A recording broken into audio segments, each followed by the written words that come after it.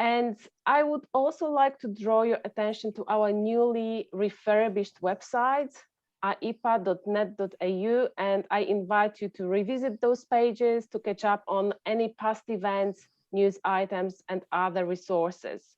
We have some past lectures, past recordings, and some articles to read through. So hopefully the new website will help us to manage the information a little bit more effectively.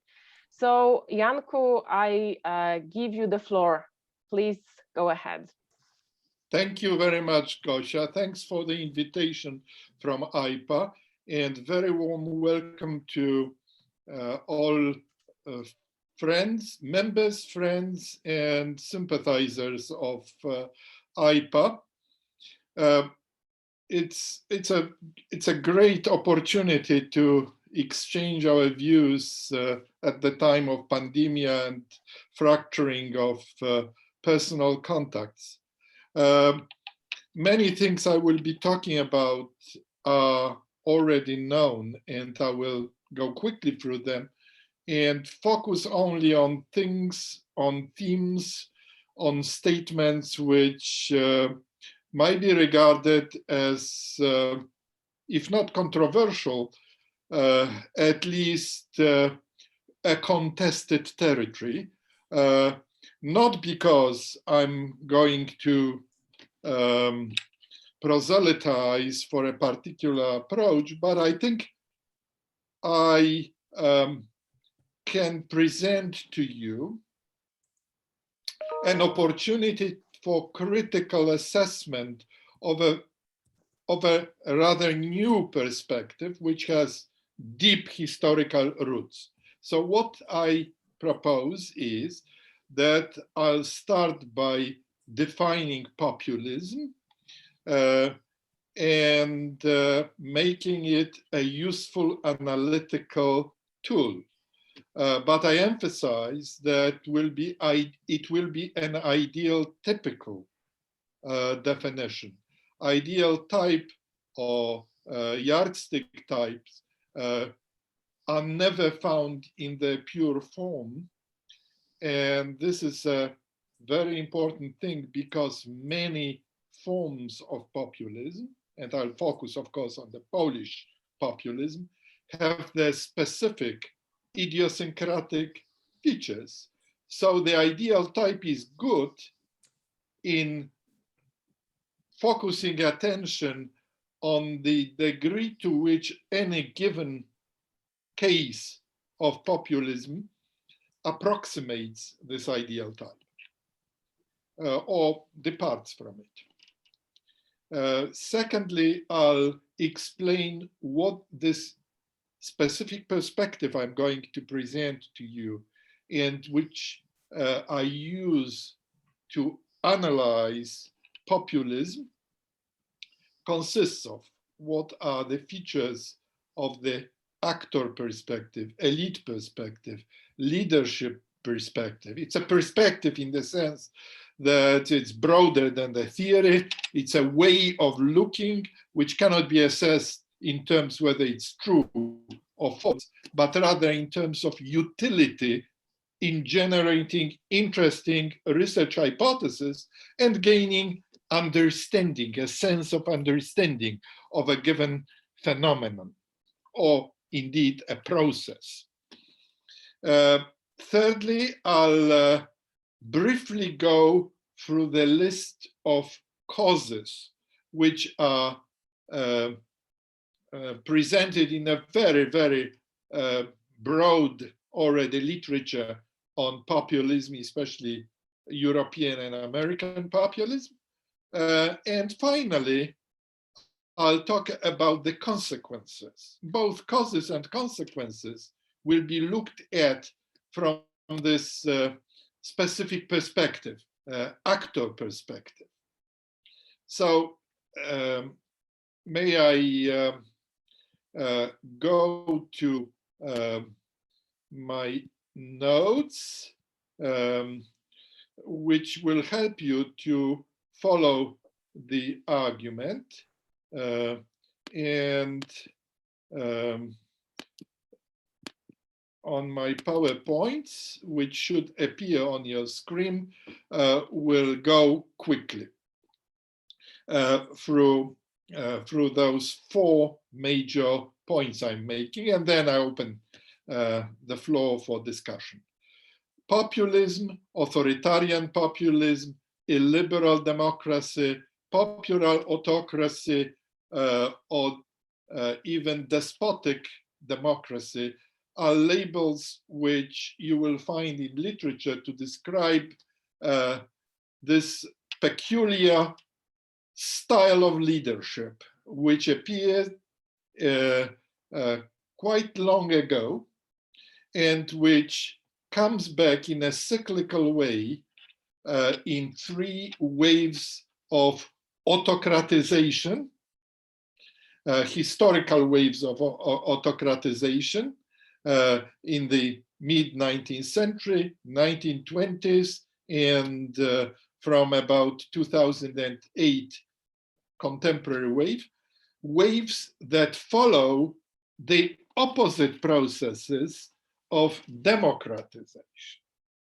And I will present this from a perspective which was forged for the analysis of the first wave of populism in the 19th century. The very label populism was used at that time, but it was used loosely to describe certain ideological leaning, political parties, political programs, and also a type of leadership, as well as a type of regime. Under different labels, but first populist parties appeared in America in 1890s, while under different label, despotic democracy, they were analyzed as type of leadership and civil society, political and civil society, by the probably best known theoretical founding father of democratic theory, Alexis de Tocqueville. He contrasted despotic democracy, which sounds, as you will see in a moment, very similar to populism, with republican democracy, which he analyzed in the 19th century America with approval, while the continental, strictly speaking, French phenomenon of Bonapartism, he condemned, he criticized under the label of despotic democracy, and provided on the way a very interesting sociological theory of it. In the 1920s, the phenomenon of second wave, Bolshevism, fascism, Nazism, and the similar type of regime were analyzed by Max Weber as plebiscitary democracy, or Führerdemokratie, leadership democracy, or leader democracy. And again, this characterization is very close to what we'll define in our ideal type of populism. And finally, from about the great financial crisis, we face a surge in Europe, in America, and all around the world, in India, Indonesia, the newest form of this highly centralized despotic democracy, contested term, or modern populism, or authoritarian populism. So what is this?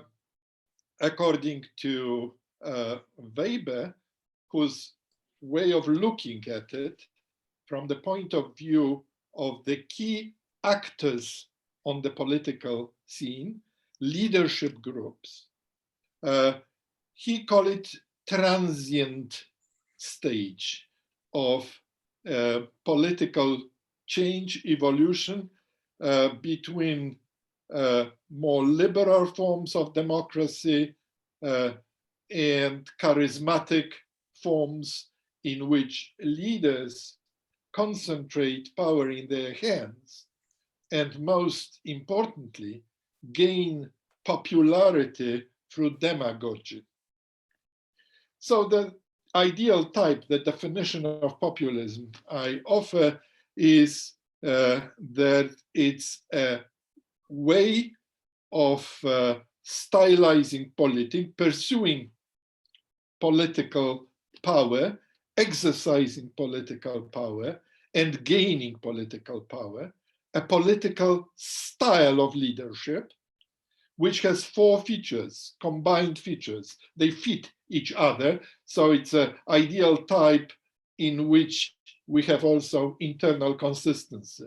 First, it has its distinctive anti-elite orientation, anti-elite rhetoric, in which elites are seen as the term elite is used as an epithet, as a term of condemnation of allegedly self-interested, arrogant, exploitative, and usurpatory groups, which, according to populist critics, usurp power and exercise this power in an illegitimate way. And this is contrasted with the self-representation of populist leaders in terms of sole legitimate voice of the people. Elites, illegitimate elites, exploitative, arrogant, self-interested, versus us, the people. They present themselves as a voice of the people, servants of the people, as ironically Max Weber called them, although they themselves are elites in the sense of holding power. So they use this term elite in a very different way than we use it in political analysis today. Perhaps a brief detour, semantic detour is in place. The word elite was used in the 18th century in the Anglo-speaking and French-speaking Francophonic world as a description of choice goods, goods which are of the best quality.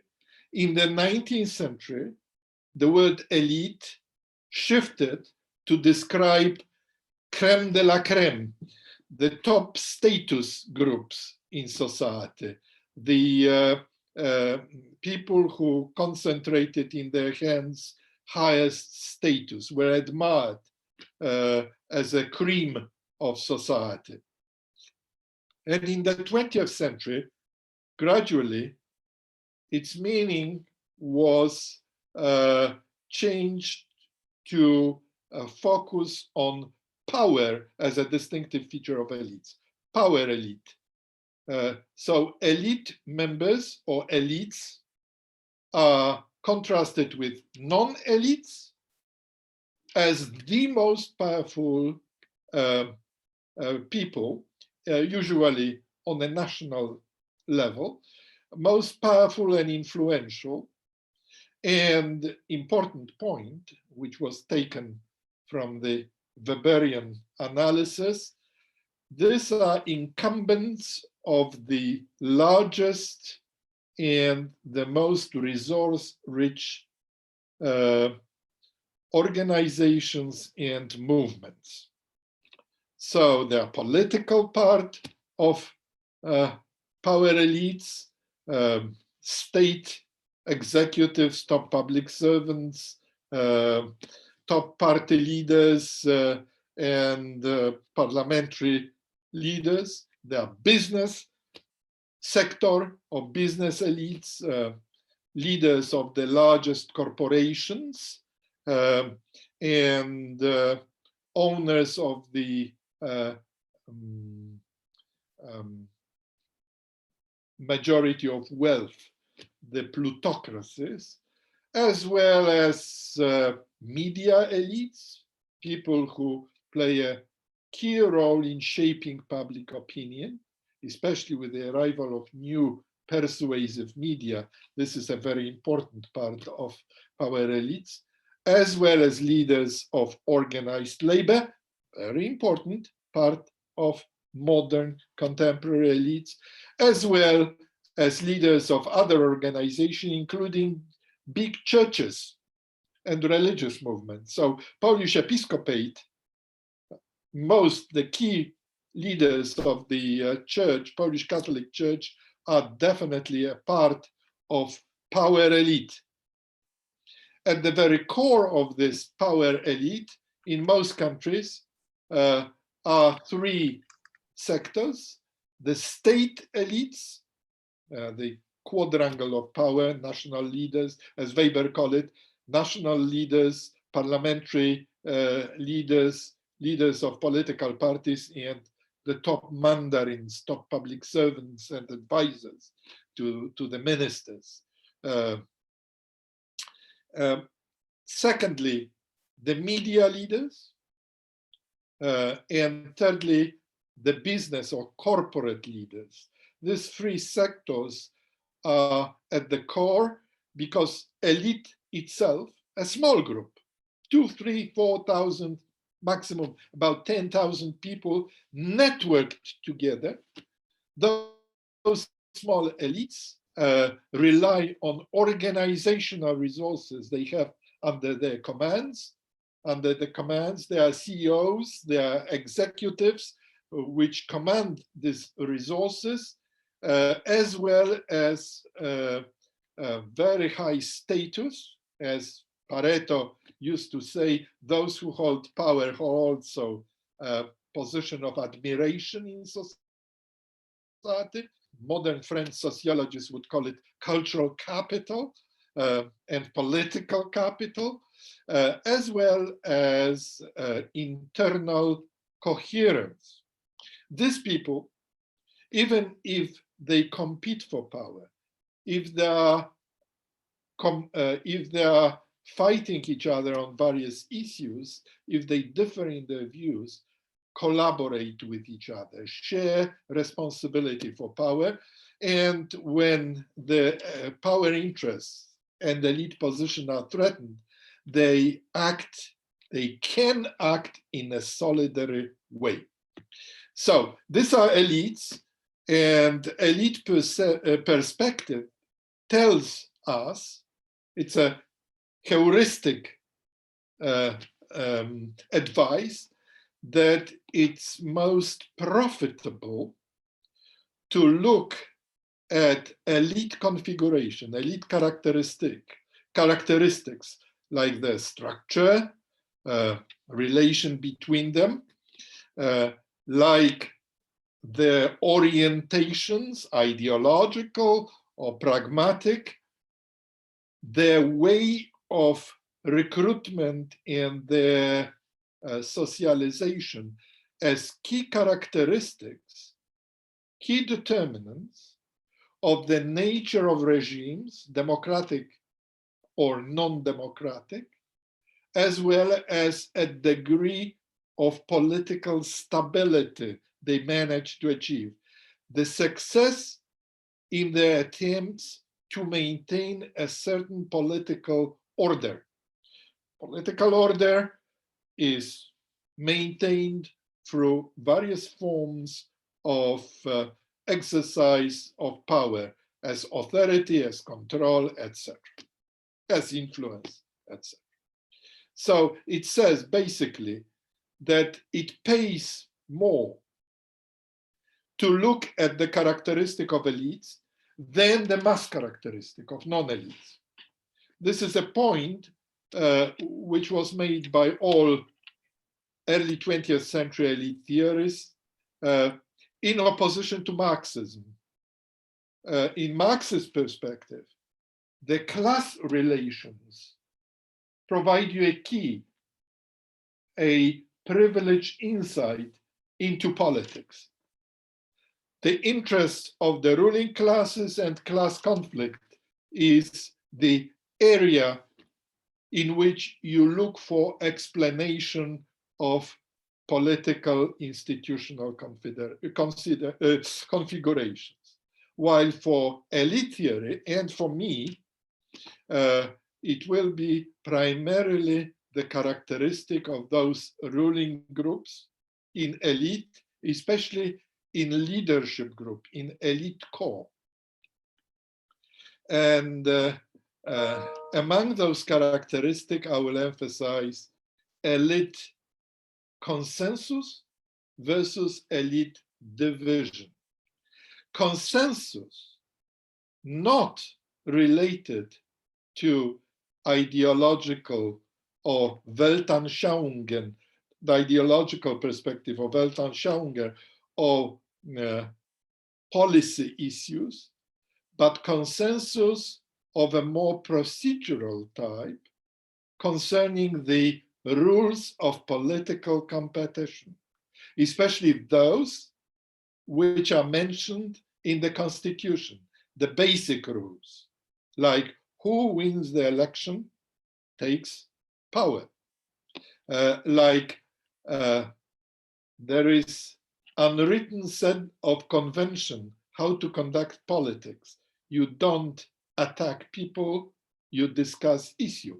That's a particular form of political consensus which populist leaders break and ignore.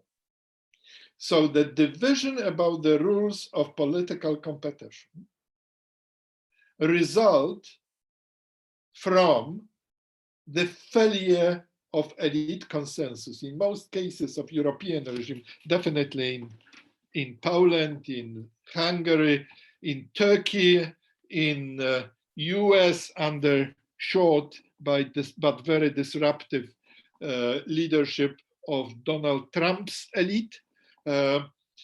Everywhere in those countries, you can point to the underlying growing division and polarization, not of the programmatic nature, but the division concerning the rules of political game. So the first characteristic of those rebels, populists, that is a type of leaders and elites who share the four characteristics which I'll now mention because I got distracted by the description of the anti-elite orientation, is first that they criticize the power elites of the establishment, of their predecessors, or of the actually ruling elites at the time of the critique.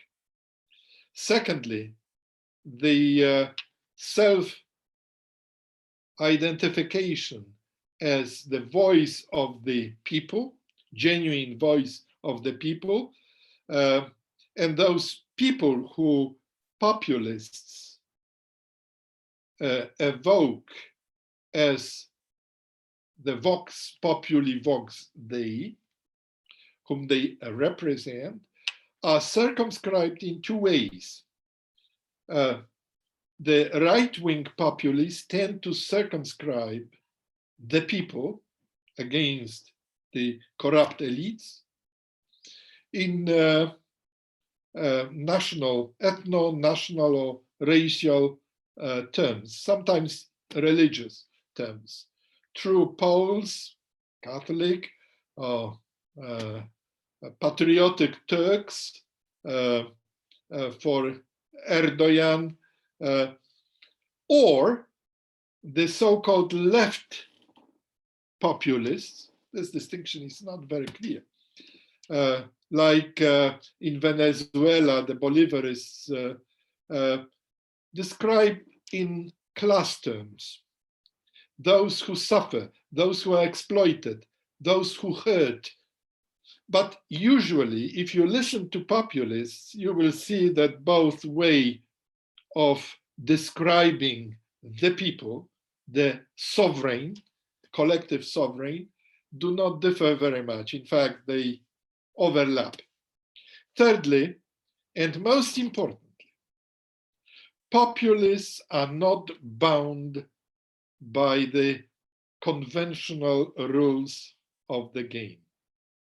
They use demagogy, that is, they appeal not so much to reason.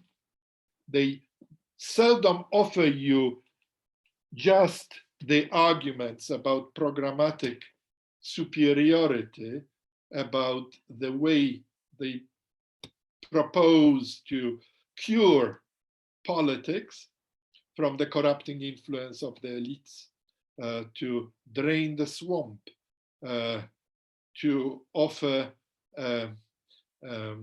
restoration to Poland in ruins, to bring America great again, to restore national pride of Turkey. But by appealing to emotions, especially such emotions which the founding fathers of the American Constitution called toxic emotions. Emotions which are manipulated by, in a skillful way, by populists, demagogues, and which are usually anxiety and fear. They point what we should be afraid of: the invasion, Islamization of Europe, the invasion of others, the imposition of Brussels power on our national politics, stripping us of sovereignty, as well as destroying traditions. Polish Catholics were told by the populist leaders that they are the only one which maintain true Catholic faith. And they point whom we should blame, the elites, and finally offer hope. This is very important. At the end of the generating fear of immigrants, terrorists, and various foreign and dark forces which threaten national development, social development, political development. At the end of it, they say, but we will defend you, provided you give us your vote, your support, because we are the sole legitimate representative of the people. This form of demagogy is very old. And Alexis de Tocqueville described Napoleon III as a typical populist demagogue. They called them Bonapartists at that time, but he was bribing the public, threatening the public with various dangers to reducing France to the colony of Prussia, and pointed to the Bourbon restorationists as well as socialists as a danger to France, gave them the compliments. In Poland, we call it polityka godnościowa. He told them that you are the true descendants of great Napoleon Bonaparte, and I, his nephew, represent all these French features. And he said, give me your vote. And most French gave him enormous vote of support in elections and plebiscites, which allowed him to conduct his bloodless coup d'etat. It works very well. So demagogy of this type, appealing to emotion rather than reason, is the old, well-tried means of getting power and maintaining this power. unfortunately. But it's against the convention of modern, especially democratic politics, which is of a different type, in which you appeal to reason, in which you conduct a type of give and take politics. As Tadeusz Mazowiecki used to say, politics of wise compromise, which aims at diffusion of conflicts, not widening and sharpening of conflicts, as populists do, but in fact by achieving broad compromises and broad fronts of support. Such politics is attacked and eliminated by populists, and this replacement of give and take politics, do ut des, as Romans call it, politics of negotiation and compromises, which are not always very clean, which are not always very peaceful, but nevertheless, they don't include the mobilization of conflicts, divisions, which is the tool of demagogy of populist leaders. And finally, this provision of hope at the end of populist demagogy consists of some very simple solution. Give us power, and we, representative of the people, will destroy, remove, or at least marginalize those elites guilty of destruction of politics, which are also illegitimate because they achieve power through deception and self-interest, egoistic and exploitative. So 4 characteristics which form the ideal type of elites, and the core explanation of elites.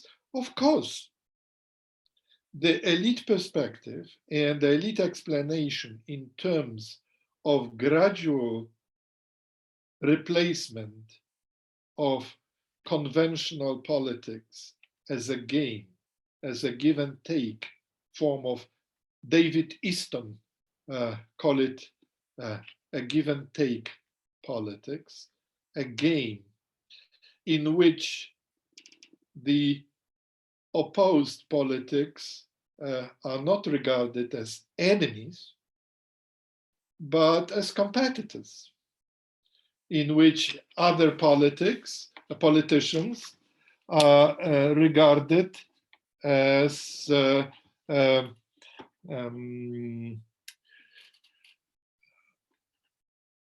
equally valued and recognized partners in ruling, only competing for votes.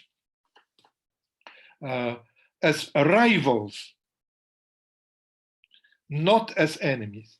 Such politics is replaced by very volatile and brutal politics, in which opposition is at best marginalized, at worst, like in case of Erdogan in Turkey, arrested, persecuted, and even killed. So this change in political style is quite dramatic. And it's not for the first time at the end of the first decade of the 21st century, we have such politicians with adopting such a style suddenly surging in popularity. Like today, almost 1/4 of all votes in European elections are given for parties and leaders who approximate closely this type, especially in Poland, but even more in Hungary, in Turkey, in Slovenia today, and increasingly in Serbia too. But it's a process, and it's a matter of degree to which leaders adopt the populist style, they become populists. So what are the causes? Well, you will find a great variety of general causes. So in America, the triumph of Mr. Trump is described by Engelhardt and Norris as a sort of backlash and largely as a reassertion of conservatism, especially in Republican Party. The problem with such explanation is that the wave of conservative outlooks appear usually as a result of populist critique, even before they reach power, than the cause. So it's very difficult to treat it as logically as a cause, structural cause. Others point to crises, to unresolved issues of uncontrolled immigration, as appearance of manipulative media, in particular social media, which are much more powerful tools of populist manipulation and populist demagogy. It's no longer presented like Louis Napoleon used to do through public rallies and meetings, but through tweets like Mr. Trump did it, through short statements which can seduce people easily because social media is a particular medium which gives you an illusion that leaders speak personally to you and therefore speak the language you understand. Persuasion is much easier with the use of modern social media than with the traditional media, although traditional media like television, radio, pamphlets are also used by all challengers to the conventional democratic politics. Also, centralization of state power with our colleagues, or with my colleague from Hungary, we wrote this book, Toward Leader Democracy, which we chart the general trends which facilitated, formed a receptive, good grounds conducive to populist challenges. That is the mass anxieties, uncertainties due to globalization, centralization of power in the small state executives at the expense of parliaments, at the expense of, in particular, judiciary, and also manipulative media, the hidden persuaders of a new type. And it's very, very important, collapse of the traditional programmatic political parties, the party-voter de-alignment, as we call it in sociology, and appearance of the sort of leader-centered campaigns and leader-centered form of popular despotism, as Americans would call it. But I would like to point to a different reason, to shift from structural broad changes to particular processes of formation of populist leaders and facilitation of their challenges. In all countries where populism rules, especially in Poland, Hungary, Turkey, we can find a point where the leaders were tempted and couldn't resist temptation, or of challenging the elites, power elites, and winning elections through demagogy, because no populist leaders are born populists. They become populists. They become populists as a result of particular historical events. I describe it as a collapse of elite consensus, elite deal. So very quickly in Poland, it looked something like that, with great simplification, of course. The consensus in elite about the rules of engagement, political game, was achieved around the round table in 1981. It was a classical elite pact, very similar to the one which occurred in the process of democratization first in Portugal in 74, then in Spain in 1980, and then about 24 other countries where elites, under all sorts of influences. In case of Eastern Europe, of course, it was the collapse of the Gorbachev reforms, collapse of the Soviet Union, and loosening of Soviet pressure, which resulted in the big crisis, almost civil war, in after the introduction of martial law in Poland.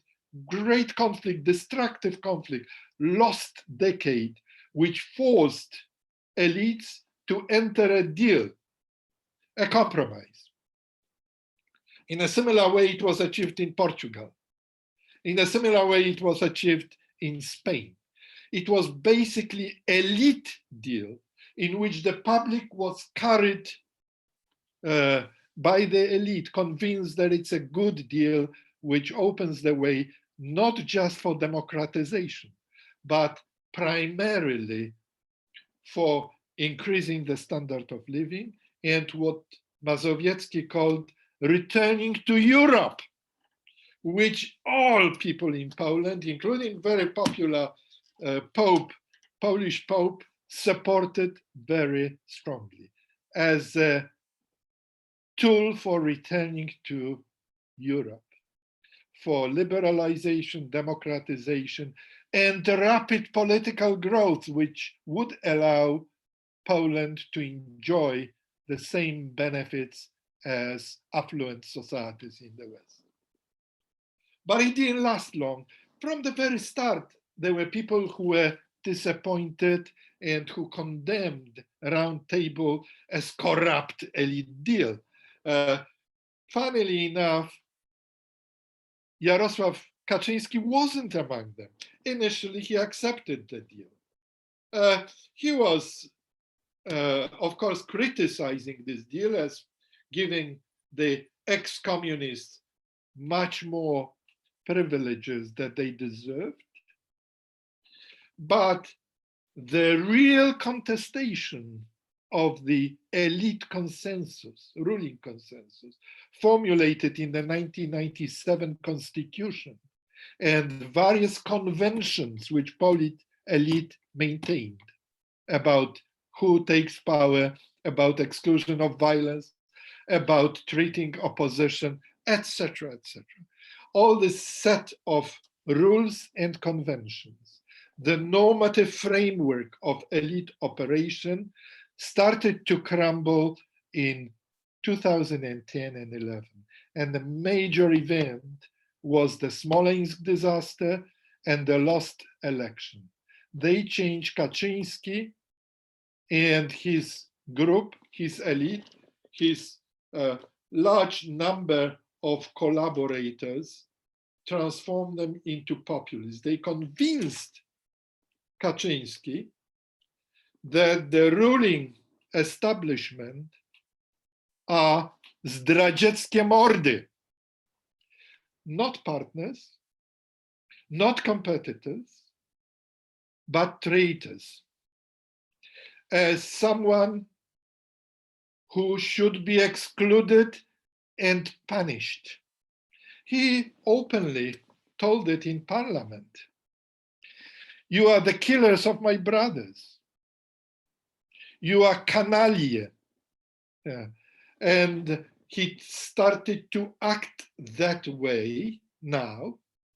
changing the idiom of political competition from restrained partisanship, give and take, to a war of attrition against the enemy who is illegitimate, who is morally corrupt, and enemy who conspired with Putin to engineer the Smolensk conspiracy, zamach Smolenski, not disaster. Very similar point appears in the biography of Viktor Orban.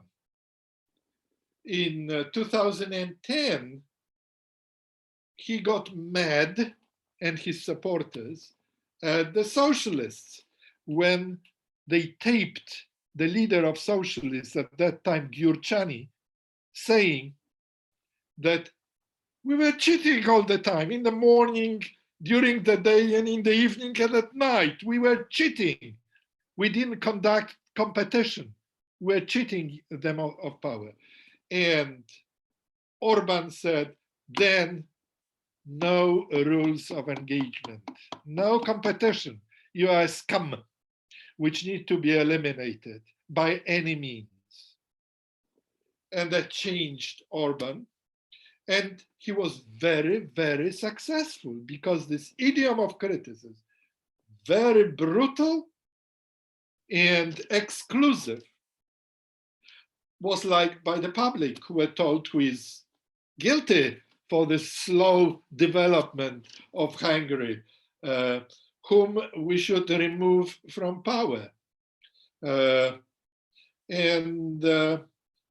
Kaczynski, together with Smolensk conspiracy, and together with the loss in the 2011 election, which rubbed salt into his wounds. As you remember, like Trump, he questioned the result of the 2011 election, said there was a stolen victory. As a typical populist, he wouldn't recognize the right of the opposition to compete for power. We are the rightful rulers, and we shouldn't respect any niceties in political games, because they are the scum. And Kaczynski loved it. He observed a triumph in 2010 elections. Orban won not just the majority, but constitutional majority, which allowed him to demolish the liberal constitution and establish his rule. Again, he did it in 2014. And Kaczynski was so impressed that he decided that in his political quest, I'm talking about Kaczynski elite, Kaczynski group, there were a few dozen of his loyal supporters who shared his view, like not only Macierewicz, but dozens of top politicians of Law and Justice Party. Now, we have moral vindication, which we can achieve, building the Polish order, new order in Poland, as they do it now. And of course, coalition partners, Ziobro, Gowin and their groups, Solidarity Poland and others, and the opposition. This is important point. Another significant, important cause of victory of peace group, peace elite or Kaczynski elite in 2015 was a leadership vacuum in the opposition. Donald Tusk won a position of president of the European Union, departed from Brussels, leaving behind leadership vacuum. no strong leader. No strong leader in the sense of capable of generating trust, seen as attractive leader, capable of presenting attractive strategy for Poland. And of course, you know the details. First presidential election in May, Poland in ruin, and young, completely insignificant peace politician, faceless, Andrzej Duda, winning with Komorowski, who conducted lackluster campaign and who was exposed in the last weeks of campaign to a very damaging attacks, not only from Duda, but also from a second very important populist, Cookies. Cookies movement took 500,000 votes from Komorowski. So they won presidential election, and on the wave of enthusiasm, won also parliamentary election in November. And this is where populists realized that Orban's strategy was right and should be followed. We'll bring more Budapest to Warsaw, decided Kaczyński, and started to realize his program, which consisted of purges. First, the judiciary, and undermining the power of the independent judiciary, gradually undermining rule of law. Secondly, a purge in the top position in the state administration, where competitive exams were removed and loyal supporters were brought to all top advisory position in the Polish public service or civil services, as they sometimes call them. Then media. Media were taken over, media elite very quickly, but not completely. Only the so-called public media were taken over quickly because the state has the tools of placing the loyal supporters and conducting the populist now politics and demagogy through the state-controlled media. Then, of course, the takeover also of administration, local administration that was not complete. Polish self-government, samorząd miejski in particular, in large cities, opposed the takeover very effectively, but with centralization of power, starving the big city self-governments, presidents, and the local elites of funds, it gradually gives way. So it's a program of gradual taking over of the state, centralization of power, and moral revolution, as populists see it. That is the good change. Making Poland great again, as we would say. And gaining support of about 1/3 of the electorate, the Iron Electorate, which consists mostly of people with low education, rural and small city location, with who are very religious. This is important because the triumph, electoral triumph of Kaczyński would not occur had not there been a significant support of Father Tadeusz Rydzyk and his consortium, media consortium, including 500,000 friends of Radio Maria. Radio Maria, Television Trwam, dozens of journals with press circulation of 750,000, like various semi-religious publications. Gazeta Polska, of course, was a secular publication, but collaborating. And they gained enormous control, except for few independent media, which are still not under the ownership control of the Polish state. So configuration within elites and the evolution of elite are the key factors which help us to understand, not just in Poland, but also in other countries where populists not only have a strong representation in parliament, but rule the state, are very important.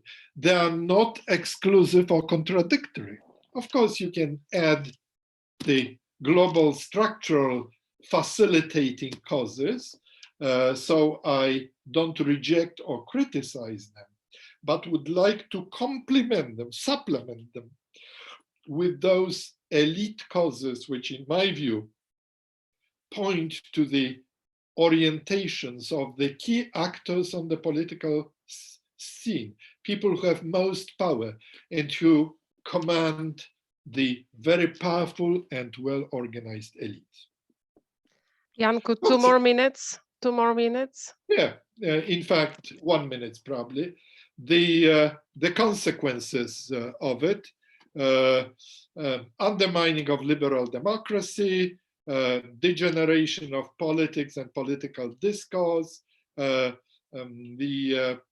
political decay, that is, rule of law disappears, neutral state disappears, and elections change from accountability exercise into leadership plebiscite of popularity, and erosion of trust. And the most important thing, which I won't talk very much, but which can raise in the discussion, declining effectiveness of power. Polish elites are ruling less and less effectively. All the indicators, like worldwide governance indicators, going down south towards Istanbul and Bucharest, Budapest, Bucharest, and Istanbul. The fighting with COVID, the worst results in the countries run by populists.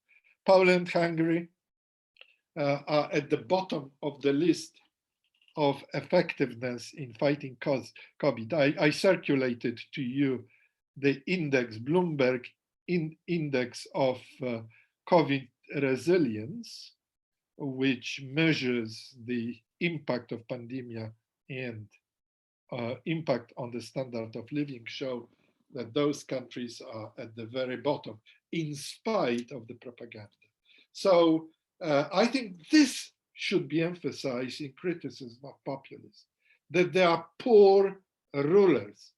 They are incapable of facing the challenges, major challenges, which all governments face: ecological, political, ecological, immigration, aging. All these challenges, they fail tragically, but they offer a very popular propaganda, and they are very difficult to displace, partly because the opposition points to abstraction. Fighting for democracy for most of rulers in Podkarpacie is a big abstraction. Thank you. Thank you so much. I will stop sharing the slides. Thank you, Janku, and I will stop the recording for our discussion.